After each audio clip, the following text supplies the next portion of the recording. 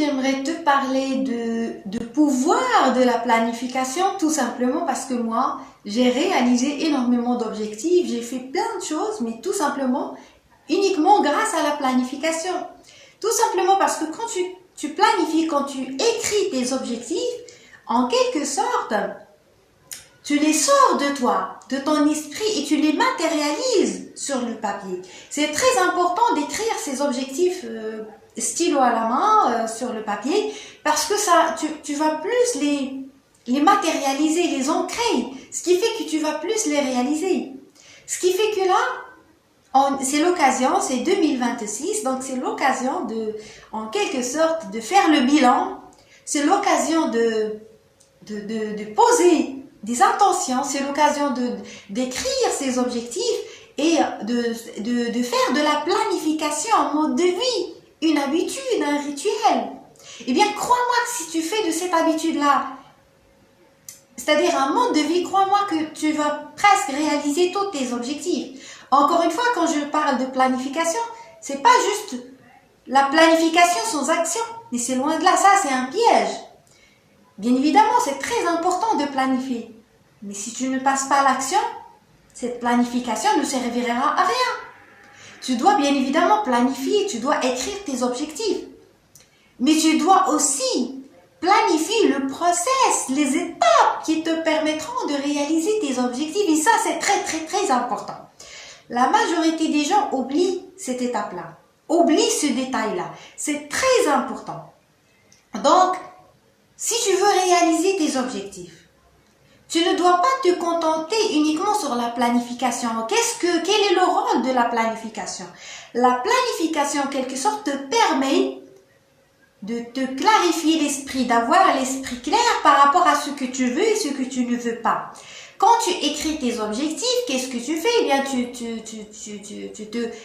te concentres sur ce que tu veux réaliser. Sauf que la planification, elle reste, c'est-à-dire un reste vague si tu ne mets pas en place des actions.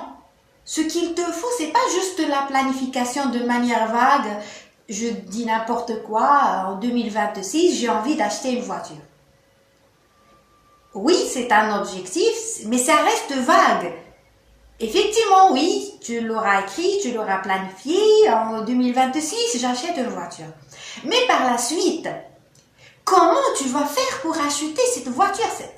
Là, on rentre dans le détail, on rentre dans le process, dans les étapes de la réalisation, de la création, plutôt de la matérialisation de cet objectif. S'il n'y a pas de process, il n'y aura pas de résultat. Et ça, c'est très important, la majorité des gens l'oublient.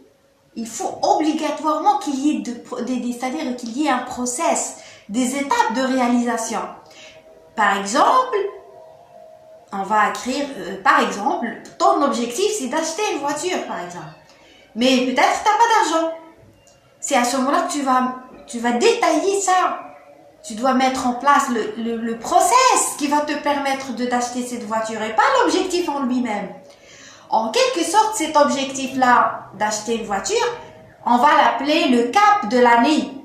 À titre personnel, je planifie de cette manière-là, je fais une planification annuelle, planification mensuelle, hebdomadaire, journalière, etc. Donc, on va dire par exemple que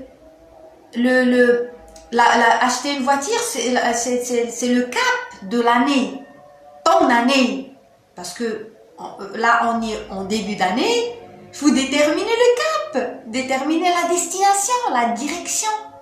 Par exemple, sortant de cet exemple de voiture, parce que ça ne m'intéresse pas, c'était juste pour exemplifier mon concept. Mais par exemple, je vais parler de mon cas à moi. Le cap de mon année, cette année, eh bien, c'est de créer plus de vidéos. C'est de créer plus de contenu, de transmettre plus, de donner plus. Donc ça, c'est le cap de mon année. Là, aujourd'hui, moi aussi, j'ai mon agenda. J'écris, je planifie mes objectifs. Parmi mes objectifs, c'est créer plus de vidéos. Donner plus pour recevoir plus. Donc, le cap de mon année, la direction, la mission de mon année 2026 sera concentrer sur ma chaîne YouTube, sur la création de vidéos. Ensuite, ça c'est le cap, je l'ai noté, je l'ai planifié. Mais ça reste vague. Tant qu'il n'y a pas de process, tant qu'il n'y a pas plus de détails qui me permettront de réaliser mon objectif. Si j'ai envie de réaliser un objectif, je dois rentrer dans les détails qui me permettront de réaliser cet objectif-là. Pour que je puisse donner plus, créer plus de vidéos, donner plus. Qu'est-ce que je dois faire? Je dois me développer plus. Je dois continuer à lire, assister à des conférences, apprendre, me développer, etc., etc. Donc, au lieu de te concentrer sur un grand objectif final, annuel, bien évidemment, tu dois le planifier aussi. Comme je l'ai dit, j'ai donné l'exemple de la voiture que tu veux avoir en 2026. Par exemple, tu vas planifier ça sur ton agenda en 2026. Le cap de mon année 2026 sera l'obtention de la voiture. Je ne sais pas si c'est quelle voiture, peu importe, mais c'était juste un exemple. Ensuite, comment on va obtenir cette voiture, par exemple?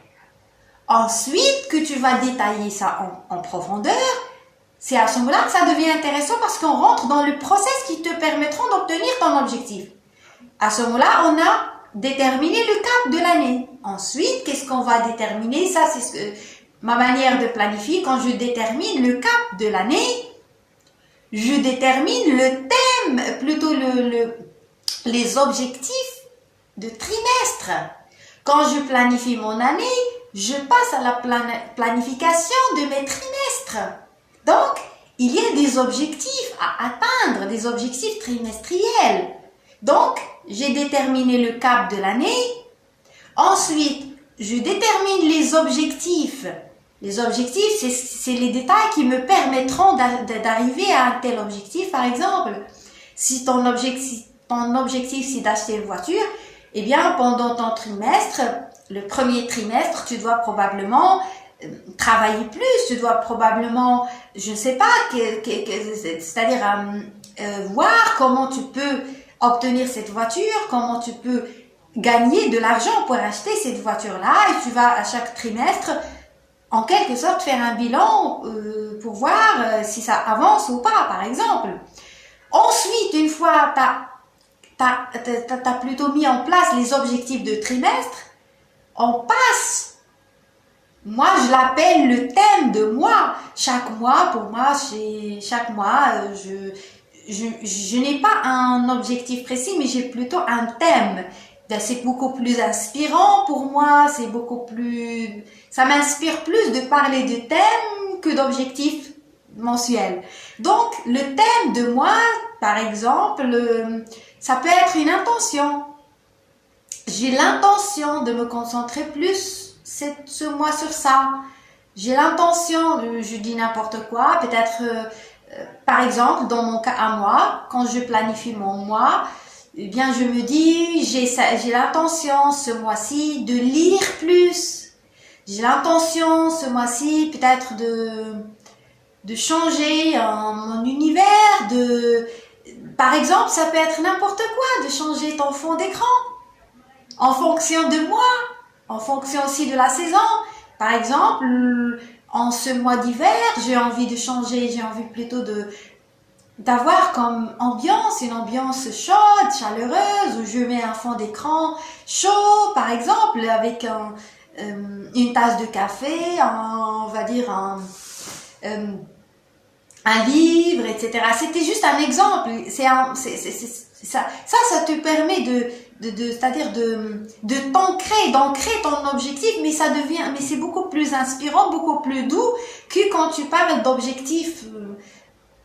C'est-à-dire quand tu mets en place juste un simple objectif, c'est moins inspirant quand tu planifies de cette manière-là. Tu parles de thèmes, de couleurs, parfois.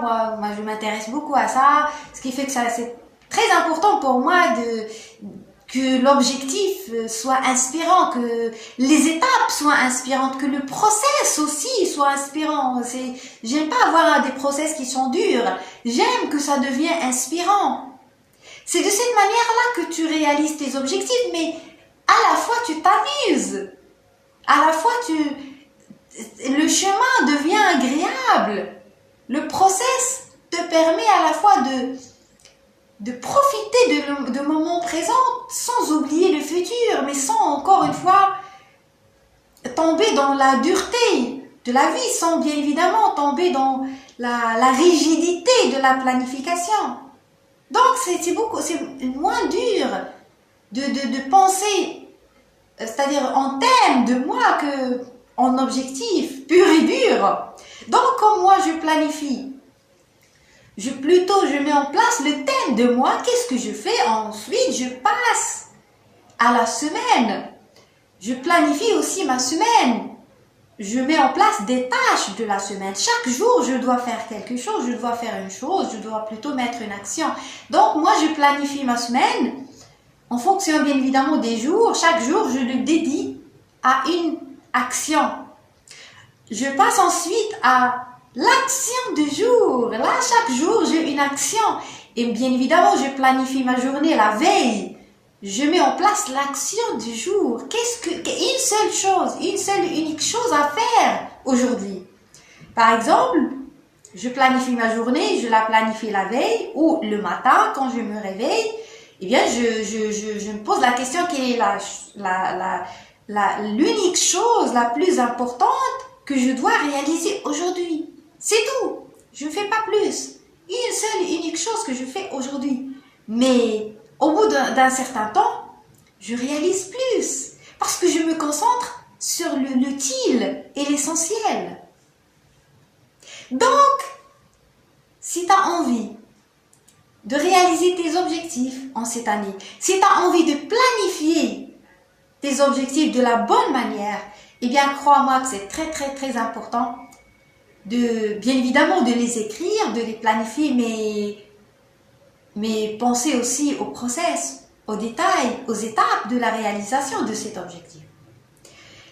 Eh bien, j'espère que ce que j'ai partagé avec toi aujourd'hui t'a aidé, t'a inspiré. N'hésite pas à me laisser des commentaires si tu as des remarques, si tu as des questions, etc. Et je répondrai avec plaisir. Je te donne rendez-vous très bientôt.